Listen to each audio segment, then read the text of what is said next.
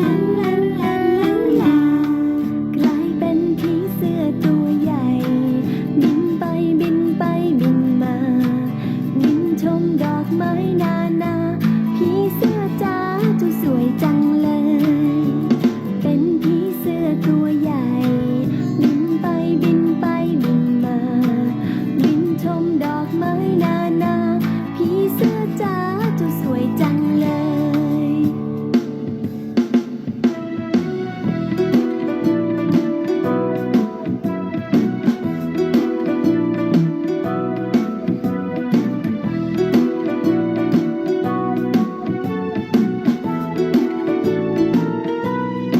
ตุ้มเตรียมเตรียมออกมาจากไข่เจ้านอนตัวใหญ่ลูกใครกันหนอกระดิบกระดิบไปกระดิบกระดิบไปกระดิบกระดิบไปกระดิบกระดิบไป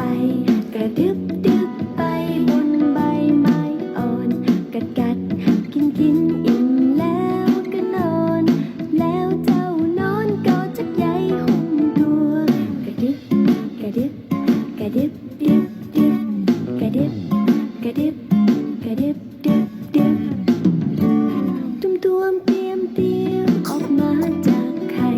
เจ้านอนตัวใหญ่ลูกใครกันหนอกระดิบกระดิบไปกระดิบกระดิบไปกระดิบกระดิบไปกระดิบกระดิบไปกระดิบดิบไปบนใบไม้อ่อนกัดกัดกินกินอิ่มแล้วก็นอนแล้วเจ้านอนก็จักใยหุ้มตัว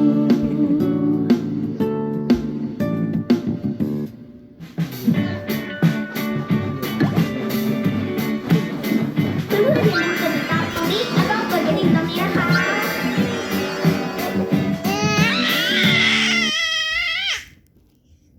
Indie Song Kids Channel. quack, quack,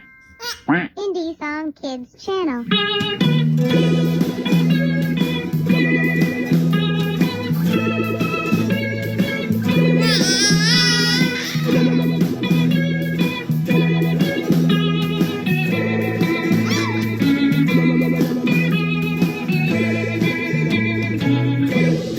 จับปูดำขยำปูนา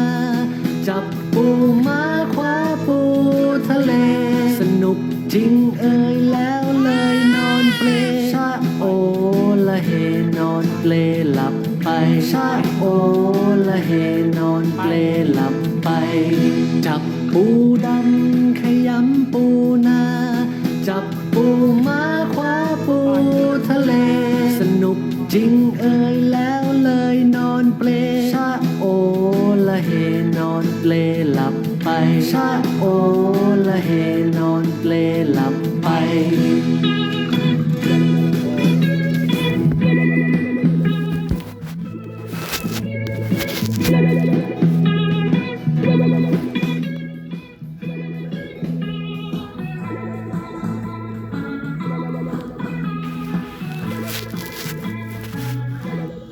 จับปูดำขยำปูนา จับปูม้า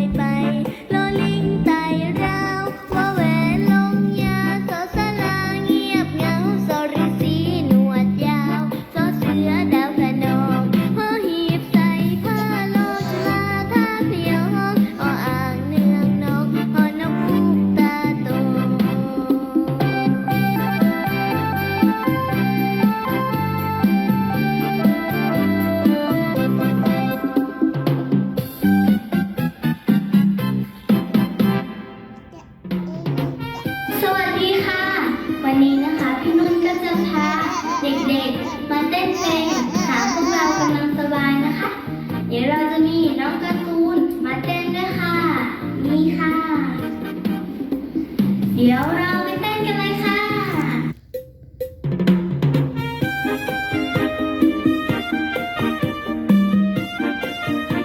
ผมหมอกับแบมมาเถอะลงมาปอเปิดมาบ้านนะ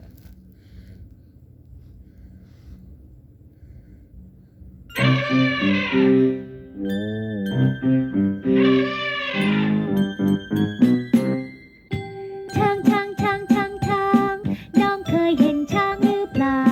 ช้างมันตัวโตไม่เบาจมูกยาวๆเรียกว่างวงมีเขียวขายงวงเรียกว่างามีหูมีตาหางยา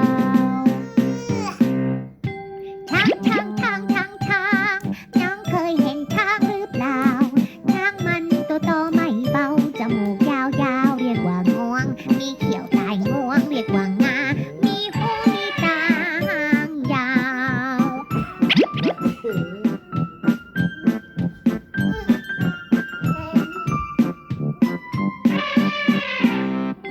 ช้างช้างช้างช้างช้างน้องเคยเห็นช้างหรือเปล่าช้างมันตัวโตไม่เบาจมูกยาวๆเรียกว่างวงมีเขียวตายงวงเรียกว่างามีหู ไตไตเนี่ยลูกว่าอะไรลูกว่าอะไร พอเนาะ